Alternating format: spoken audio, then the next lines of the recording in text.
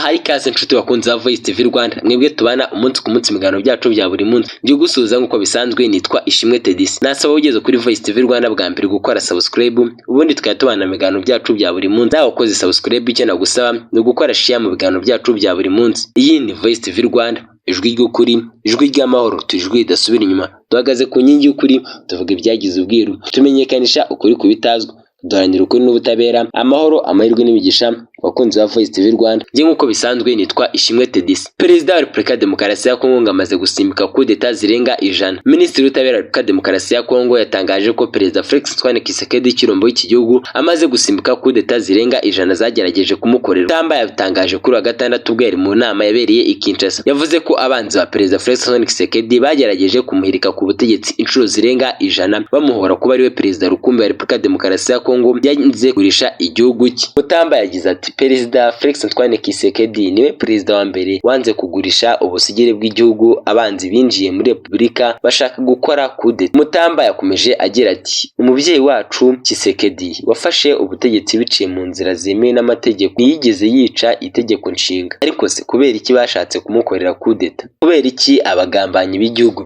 bihuza n'umwanzi bagatuma perezida asimbuka coup d'etat zirenga 100? Mutamba ntiyigeze ayerura ngo atange abashatse kwivugana Perezida Felix Antoine Tshisekedi Chilombo. Gusa uyu muperezida wa Repubulika Demokarasi ya Kongo yakunze gushinja u Rwanda ko rushaka guhirika ubutegetsi bwe, bigera nawe avuga ko ashaka kuzataka igihugu cy'u Rwanda. Colonel Nanga yasobanuye inkomoko y'izina rya AFC. Tariki 15 Ukuboza 2023 nibwo Colonel Nanga wabaye perezida wa komisiyo y'amatora muri Repubulika Demokarasi ya Kongo yashinze ihuriro rizwi ku izina rya Alliance Fleuve Congo AFC rirwanya ubutegetsi bw'igihugu cya Repubulika Demokarasi ya Kongo. Uyu muhango wo gushinga iri huriro wabereye i Nairobi muri Kenya, witabirwa n'abarimo perezida w'umutwe witwaje intwaro wa M23 Bertrand Bisimwa n'abandi banyapolitiki bamenyekanye muri Repubulika Demokarasi ya Kongo.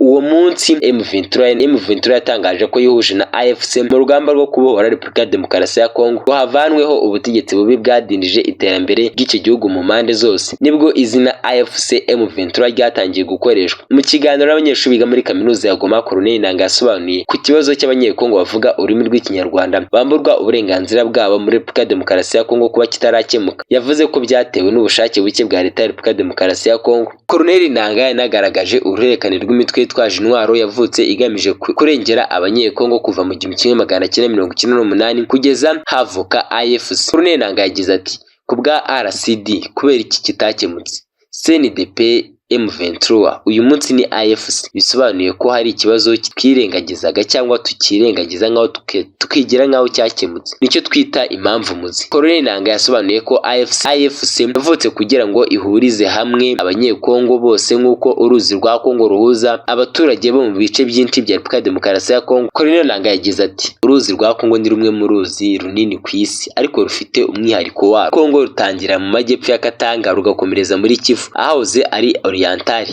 mu yahoze ari Equateur, yahoze ari Bandundu kugeza muri Basse Congo igakomeza mu nyanja inyuze Kinshasa. Nanga yasobanuye ko ibindi bice bya Repubulika Demokarasi ya Kongo birimo iby'ingenzi bishamikiye ku ruzi rwa Kongo birimo intara ya Sharuku, Kasai, Karu, Lomani. Ati iyi migezi yisuka mu ruzi rwa Kongo mbere yo kugera mu nyanja. Uyu munyapolitiki kandi yasobanuye ko uruzi rwa Kongo muri rusange ari uruzi ruhuza intara zose zo muri Repubulika Demokarasi ya Kongo uko ari 26. Agaragaza ko ari ikimenyetso cy'ubumwe n'ubuzima bw'abanyekongo. Ati muzarebe intara zose za Repubulika Demokarasi ya Kongo uko ari 26 ntayidafite umugezi utisuka muri uruzi rwa Kongo. Ni ikimenyetso cy'ubumwe. Uruzi rwa Kongo ruduha ubuzima nk'uko amazi ari ubuzima. Colonel Nanga kandi yasobanuye ko uretse guha abaturage amazi yo gukoresha mu buzima bwabo bwa buri munsi, uruzi rwa Kongo ari isoko y'ibikorwa remezo birimo ingufu z'amashanyarazi. Urugero yatanze mu rugomero rw'amashanyarazi rwa Inga ruherereye mu ruzi rwa Kongo. Mu bijyanye n'ingendo, Colonel Nanga yasobanuye ko ushaka kuva Kinshasa ajya Kisangani, uva Kinshasa ajya Shakuru, uva Ikera mu ntara ya Shupa ajya muri Chopo ashobora gukoresha inzira y'uru ruzi rwa Kongo. naho Colonel Wiringoma yahawe izina n'akabyiniro n'abasirikare ba SADC. Umuvugizi w'igisirikare cya M23 Liyetona Colonel Wiringoma yahawe izina ry'akabyiniro n'abasirikare ba SADC bari muri Repubulika ya Demokarasi ya Kongo ubwo bahuraga nawe kuwa gatanu tariki 28 Werurwe. Abasirikare biganjemo Abanyafurika y'Epfo bahuye na Colonel Wiringoma, umuvugizi wa M23. Mu mashusho yahererekanyijwe ku mbuga nkoranyambaga bari abasirikare bagaragaye bifotozanya n'uyu mwofisiye mukuru wa M23. Muri ayo mashusho abasirikare ba SADC bari bafite akanyamuneza mu maso yabo, bagaragara ko ari abasirikare bishimiye guhura na Wiringoma. Byumvikanye bamwita kwikiri. Ijambo kwikiri ryamye Liyetona Colonel Wiringoma nyuma yo kurikoresha ubwo yarimo aha amabwiriza abacancu b'Abanyaburayi barimo bava i Goma bambuka umupaka baza mu Rwanda, aho banyuze berekeza mu bihugu byabo bagiye baturukamo mbere yuko bajya muri Repubulika ya Demokarasi ya Kongo. Ingabo za SADC ziri muri Kongo zagaragaye zishimiye umuvugizi w'igisirikare cya M23. Nyuma y'amasaha make ubuyobozi bukuru bw'igisirikare cy'uyu mutwe buhuriye mu nama n'abagaba bukuru b'ingabo za SADC. Mu byo impande zombi zumvikanyemo harimo gucyura ingabo zari zimaze igihe zaraheze mu mujyi wa Goma, aho zigomba kuva zitwaye n'intwaro zazo. Ibi ngibi bikerekeza ko SADC igiye gusaba leta ya Kinshasa guhagarika ibitero igaba kuri AFC M23. Umuryango wa Afurika y'Epfo SADC wasezeranyije ihuriro rya AFC M23 ko ugiye gusaba ubutegetsi bwa Repubulika ya Demokarasi ya Kongo guhagarika ibitero. Byatangajwe n'umuvugizi wa AFC M23 Lawrence Kanyuka nyuma y'ibiganiro byahurije iri huriro ry'abahagarariye SADC mu mujyi wa Goma tariki 28 Werurwe 2025. AFC M23 na SADC bemeranyije ubufatanye bwo gusana ikibuga cy'indege cya Goma kugira ngo ingabo z'uyu muryango wa SADC zawugikoreshe zaha. Mu kiganiro n'abanyamakuru, Lawrence Kanyuka yasobanuye ko impande zombi zashyizeho itsinda ry'abazakurikirana ibigomba gusanwa kuri iki kibuga cy'indege cya Goma mbere yuko imirimo itangira nyirizina. Lawrence Kanyuka yagaragaje ko nubwo AFC M23 yafashe icyemezo cyo guhagarika imirwano ku giti cyayo, ingabo za Repubulika ya Demokarasi ya Kongo zikomeje kugaba ibitero ku baturage bo mu bice igenzura. Lawrence Kanyuka yasobanuye ko nubwo AFC M23 yagaragarizaga SADC ko ibitero bya Repubulika ya Demokarasi ya Kongo ushobora kubangamira ibikorwa bibanziriza gufungura ikibuga cy'indege, nibwo uyu muryango wasezeranyije gusaba agahenge. Ati bavuze ko batazongera kurwana kandi bagiye gusaba leta ya Kinshasa guhagarika imirwano. Guhora tuvuga ko twubahiriza ihagarika ry'imirwano twabitangaje ku giti cyacu inshuro nyinshi, ariko leta ya Kongo itugabaho ibitero.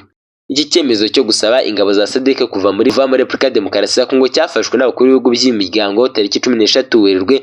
Basabye leta ya Repubulika ya Demokarasi ya Kongo kuganira na AFC M23 mu gihe Rwanda na Kenya Airways bashobora gusubukura ingendo zijya i Goma vuba aha bidatinze. Ibi bihangange byombi byo gutwara abantu n'ibintu mu kirere muri Afurika, Rwanda na Kenya Airways byatangaje ko bigiye kongera gufata ingendo zerekeza mu mujyi wa Goma, mu murwa mukuru w'intara ya Kivu y'Amajyaruguru, nyuma yo gufungurwa kw'ikibuga cy'indege cya Goma.